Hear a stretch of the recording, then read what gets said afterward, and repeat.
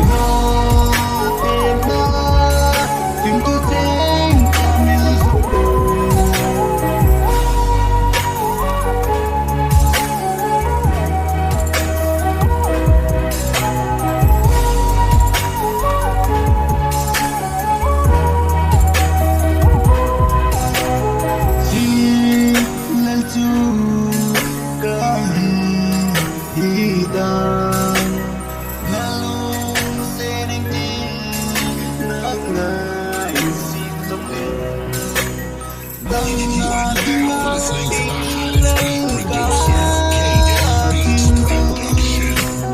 Kahit ilaw ang kaginti na zon mo niling parating lalong dito kay barangay puldo may tanging sundin tibay zantin ko naman kwa Tan gôn âm già